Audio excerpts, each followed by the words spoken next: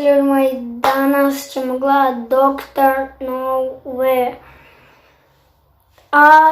To je ukleti video, o tome se radi, a mi morate se svi subscribe-ati i lajkati na moj kanal, jer sam pokazao lice. Nema veze ljudi, i ajmo mi početi.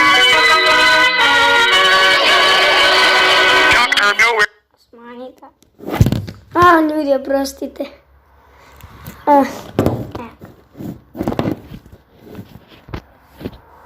Office of Wonders presents the Oddity Compendium, a beginner's anomaly education program.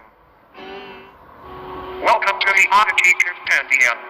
Today, we will be learning about many wonderful and strange oddities that exist inside of, outside of, and around your universe. These strange phenomena can range anywhere from lifers, products, and organizations to even events and anomalous time periods. Important. The following information has been acquired from realities that may be separate from the one you are currently residing in. Please be aware that knowledge or comprehension of incompatible information may result in a conscious reality fracture. Okay. Installment 101. Šta smo zaradili danas?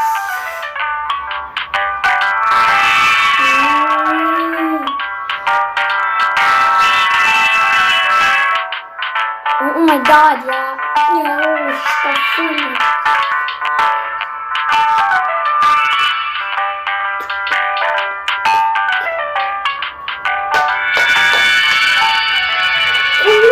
Ljudi napravo.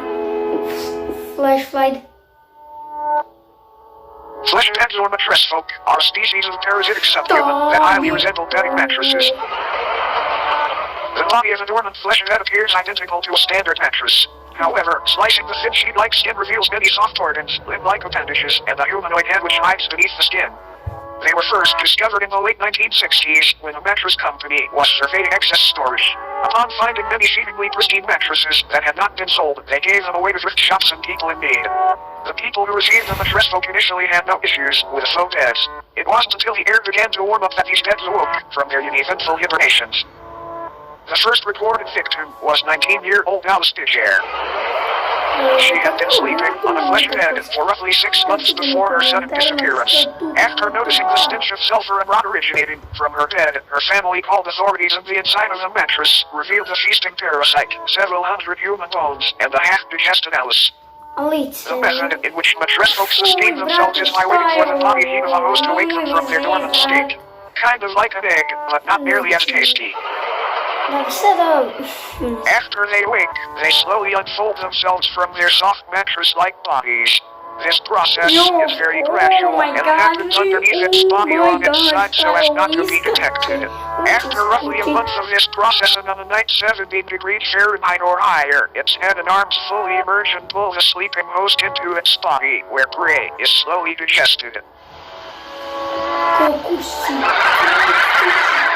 Not much is known about how these sleeping beauties came about, but it is theorized that since they are subhuman, they were once a branch of Homo sapiens that merged with a mycelial network many years ago. Autopsies of flesh-heads' digestive systems have revealed DNA samples from thousands of different people in each instance, some even tracing to people born during the 1600s. Another odd thing to note is that the mattress folk themselves contain DNA belonging to humans as well. One instance shared DNA in a blood type with Napoleon Bonaparte, leader of the French Republic during the time that the mattress folk were assumed to have come into existence. All in all, it might be a good idea to throw out that mattress that feels just a bit too warm lately. You might be sharing it with something unwanted. Good night, sleep tight, and don't let the dead bite.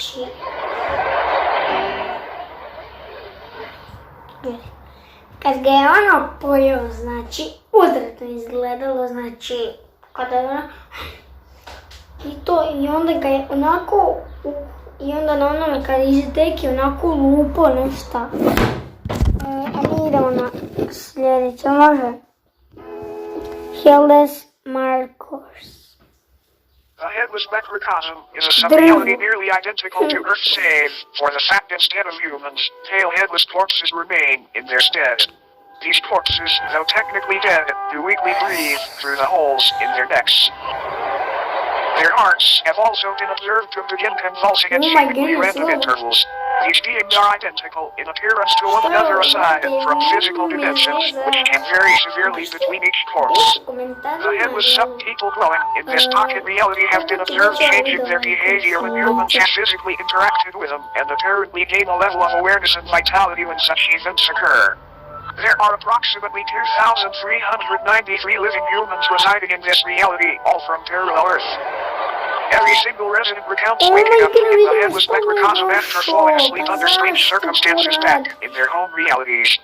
No one back in their own parallel homes remembers their faces or identities, which leads to the belief that this place could be a form of anti-reality, a waste compartment of the universe used for aspects of reality that are useless or harmful to existential fabric. The humans that live in the headless macrocosm are assumed to be taking shelter in abandoned structures and banding together to search for plant-based food during the warmer times. Fun fact, humans have coined multiple terms and nicknames for these headless corpses, such as stumpies, cranes, and ichabodies. Despite this sub-reality being detached from main reality, an incident took place which created a temporary tier between the two.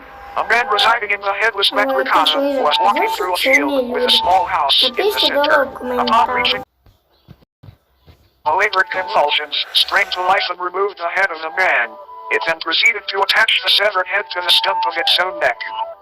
The man's name was Michael Edford.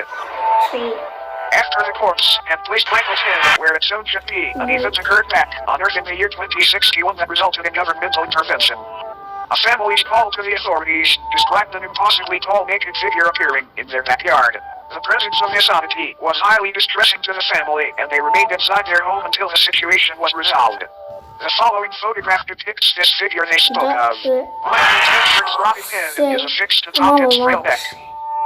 Shortly after the photo was taken, what was left of Edford's existence was removed from the premises and taken to an upscale anomaly testing site. Apparently, this corpse was attempting to quite literally prevent the off of his existence. These breathing bodies appear to be in a constant state of yearning to reconnect with the roots of reality again, as they have been taken a hold of by a dangerous and contagious disease. This disease appears to be non-existence itself. It can affect anyone on Earth at any time, and once it takes hold, the headless macrocosm deemed you valid for residents within its endless meadows, filled with fellow patients. But don't worry, it's a rare diagnosis. Another fun fact, occasionally, crude man-made structures will form seemingly out of nowhere in order to correspond with the structures on parallel Earth. As mentioned earlier, the headless macrocosm itself functions like a digestive tract of the universe, and these structures may be antibodies attempting to fight off the virus of non-existence. Now then, check your head. Screwed on tight. Great, because you might want to hang on tight to it for this next one. Ok. Znači, ovo je bilo katastrofa kad sam vidio, znači, kuća je digla se, da je spavao ovako i, znači,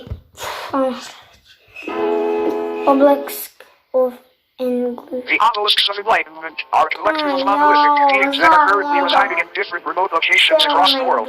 Also known as the Fathers of True North, they appear in groups of 1 to 8 and stand anywhere from 10 to 150 feet tall. Each obelisk is levitated just barely above the ground and facing geodetic north. Though most of them reside in remote fields and deserts, they have also been found floating above the ocean within the vicinity of the Bermuda Triangle and even of the Moon. They are moving just ever so slightly and progress approximately 2 inches forward a year. These obelisks are enlightened in the infinitely vast secrets of the universe, and they're constantly vocalizing the excess information as a means of ways to counteract the overwhelming intake of knowledge.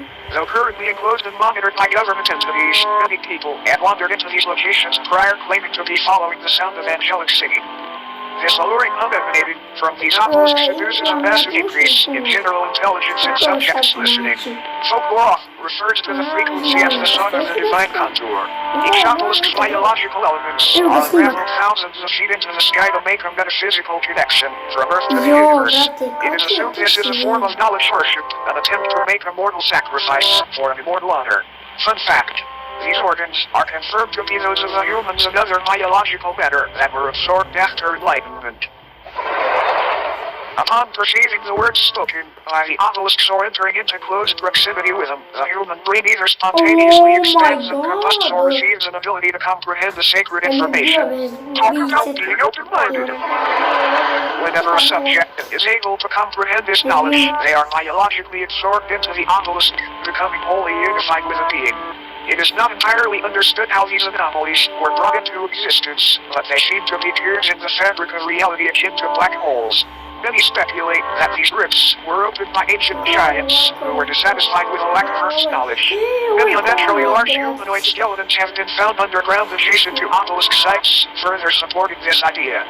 When the obelisks made their debut on Earth, they aided in the construction of the pyramids of Giza by bestowing digestible levels of sacred knowledge onto Egyptian pharaoh Khufu after he was lured into the desert by their beckoning chords. This knowledge would help Khufu rationalize a possible blueprint and method for building these grand tombs, and they were made into the shapes of pyramids as a tribute to the divine structures. All in all, these obelisks may seem malevolent, but it's important to remember that no physical pain could ever outweigh the agony of infinite knowledge.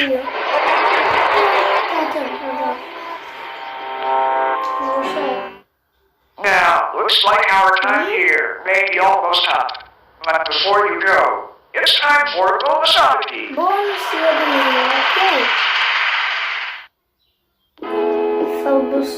Philbus. This is Philbus. It is not known where Philbus comes from or why he is here, but there have been a number of people who, after consuming media depicting Philbus, have felt the overwhelming compulsion to practice Philbism. Philbism is a political and somewhat religious ideology which centers around a belief that building/consuming chairs and other wooden furniture is honoring Philbus' great sacrifice. It is not clear what this sacrifice is or what it refers to. Attributes and practices of Philbism include learning to build chairs, learning to properly digest chairs, promoting/discussing chair consumption on obscure internet forums, praising the fictional political candidate known as Philbus, who is said to advocate for making furniture consumption a socially accepted and widespread practice. There are so many wonderful things about Philbism. Consume the body of Philbus to come up with many others today. It's a great decision. Just eat your share to get started. Any mention of Philbism and elaboration on the subject will eventually result in it becoming a sponsorship or advertisement of sorts. We have no idea how to avoid this, sorry. All Philbists will deny the existence of Philbism when directly questioned about it. This video was not in any way sponsored by Philbism. This is for educational purposes only. Philbism does not even exist. You can sign up for Philbism certification here. Philbis today. Sure, look at the clock. It's just about time for us to part ways. A brief cleansing process will now commence. This purely auditory procedure will ensure you do not come away from this with any ailments from beyond contracted during your viewing experience. Please close your eyes and do not open them until told to do so.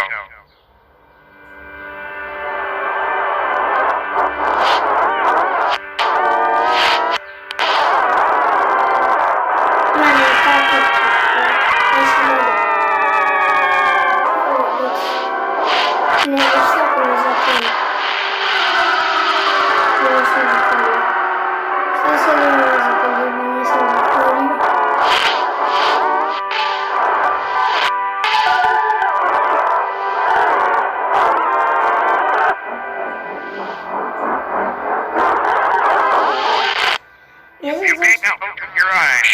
Thank you for complying. Thank you for attending Dr. Nowhere's Office of Wonders. We hope that you enjoyed your stay. I love you. Ok ljudi, to je to bilo od ovog videa. Vidimo se u sljedećem videu.